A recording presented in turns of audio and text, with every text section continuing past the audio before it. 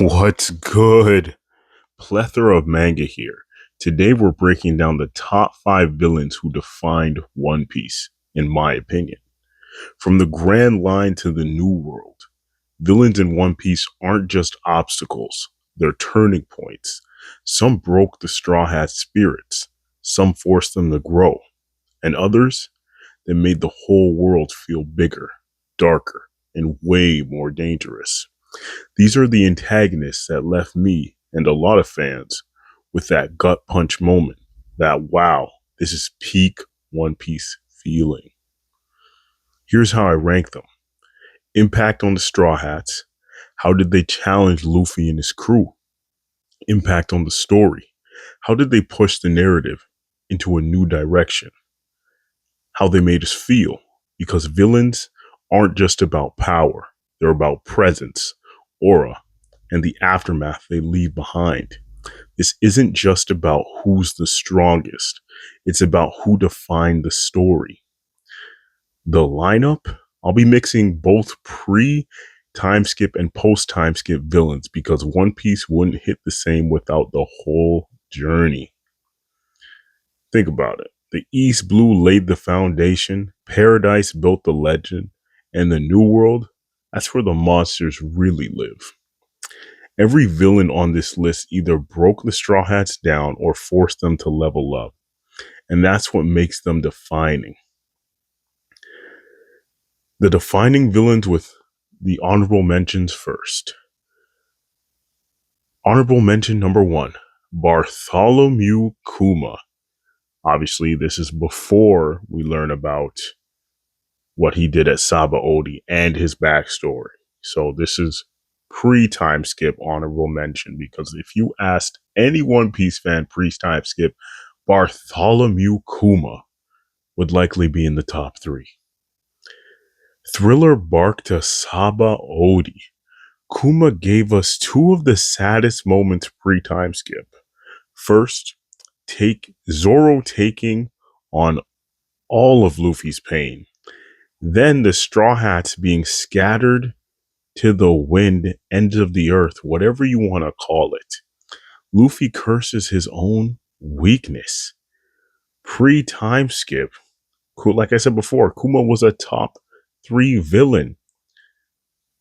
But once we learned his backstory and ties to revolutionaries, it recontextualized everything. And that moment where Kuma's just like, listen, everyone else can go free if I take Luffy's head. And the Straw Hats, didn't even miss a beat or a second. They said never or forget it, depending on if you're reading the manga or watching the anime. They would never give up their captain's life for their own. Salute to the Straw Hats and salute to Zoro. Another honorable mention, Admiral Kizaru. The man who absolutely body bagged the Straw Hats on Saba Odi. Light speed disrespect? Only recently did we see Luffy finally get his lick back. And it was a long time coming because the Straw Hats are 100 times stronger than they were at Saba Odi. You already know. Pre-time skip only, Kizaru would have made top 3 hater villains, or maybe top 5. Now with the honorable mentions done, we're going to go with number 5, Arlong. The first truly defining villain. Arlong Park is where many people became lifelong One Piece fans. Arlong didn't just oppress Nami's village, he shattered her dream of freedom to make a map of the whole world, only to dangle it in front of her. That scene where she begs Luffy for help, that's where the Straw Hats became a family. And later, when we learn about Fisher Tiger and the Sun Pirates, Arlong's cruelty hit even harder. His villainy wasn't random. It was rooted in pain and resentment. That's why he's so fixated on why the fishmen are so much better than the humans, why he's such a fascist. Goddamn. At number 4, we got Crocodile. The blueprint for how terrifying a Shichibukai could be. Yes, Shichibukai just sounds way cooler than Warlord. No apologies. Crocodile wasn't just strong, he was calculated. The mastermind behind Baroque works, manipulating an entire country into civil war, drying it out with the dance powder, and using Vivi's kingdom as his stage. He broke Luffy and Vivi multiple times. That iconic final comeback in this, like Luffy's Gomu Gomu no Storm. But before then, he's like, I will surpass you. Oh my lord. Still one of my favorite fights. Crocodile shows us from Mr. Zero that villains in One Piece could be smart, stylish, and absolutely ruthless. Man, salute to Crocodile. I know he gets hated on because he was defeated by pre-time skip Luffy without the hockey. And you know what? Luffy found his way to defeat him, so he still gets a W in my opinion. You already know. Sakazuki Admiral Akainu at number 3. Marine Ford. This man dragged Luffy through the darkest chapter of his life. Luffy survived Impel Down.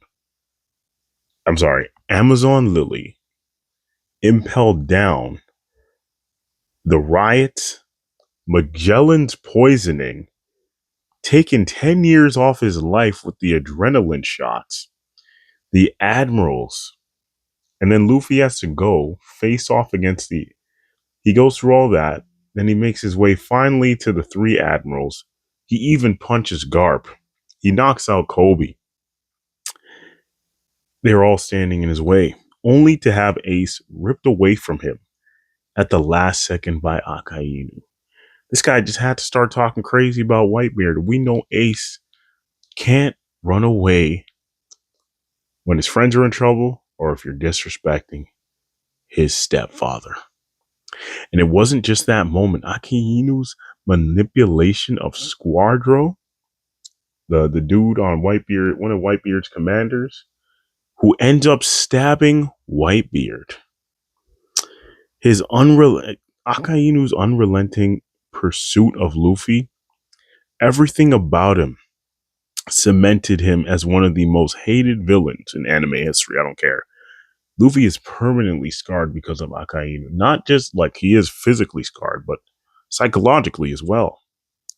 He was so distraught after Jinbei was with him at Amazon Lily, and he had to remind him, Jinbei had to remind Luffy what he still has and not what he's lost.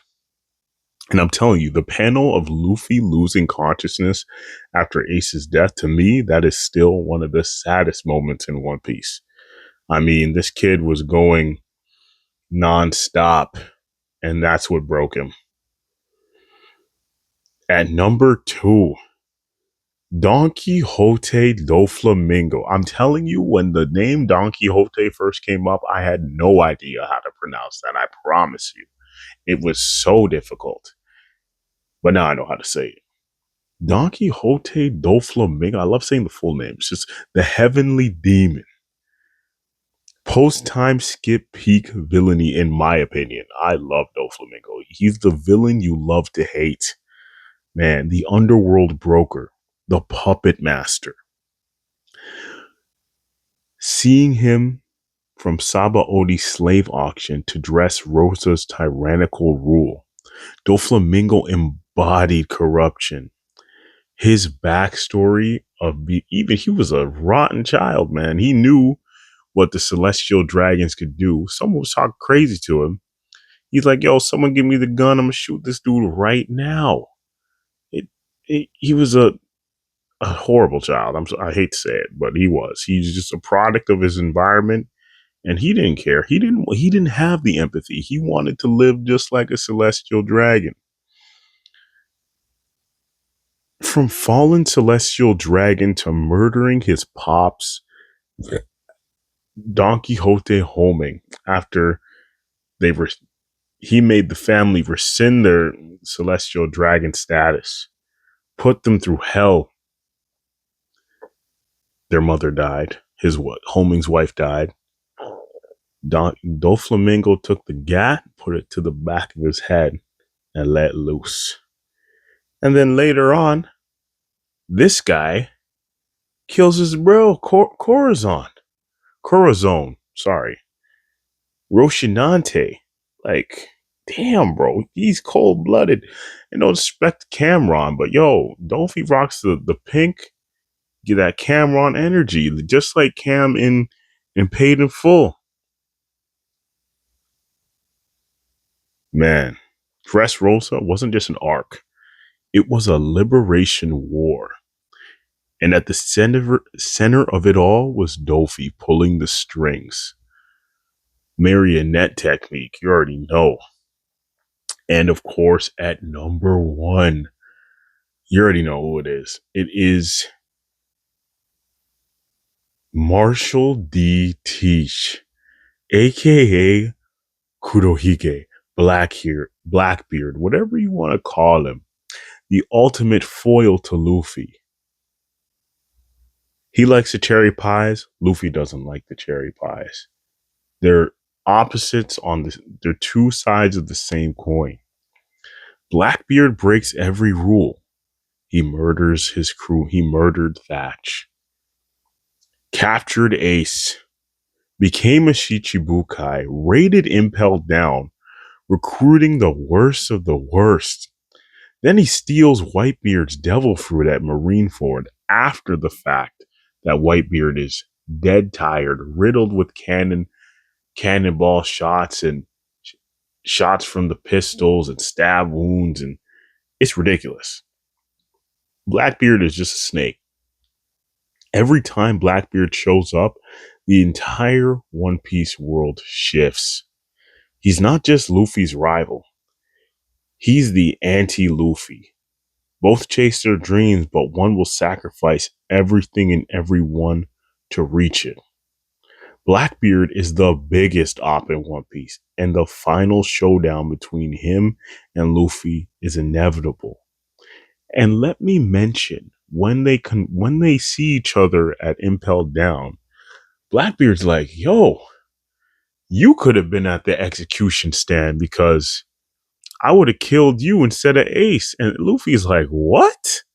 Do you know who you're talking to? Let me hit the gear too and hit you with the Gomu no Jetto pistol, bro. Yo, I'm telling you. He's like, if it wasn't for Ace, you would have been in this situation. Man, just makes you Blackbeard, he knows how to get under people's skin, man. So those are my five. The villains who didn't just fight the Straw Hats, but define the story of One Piece. But now I gotta know, who's your pick? Do you think Kaido or Big Mom deserve a spot? Or are the early villains like Buggy and Arlong more important? Because they shaped the Straw Hats' journey from the beginning. Drop your top five in the comments, and let's debate this like true One Piece fans.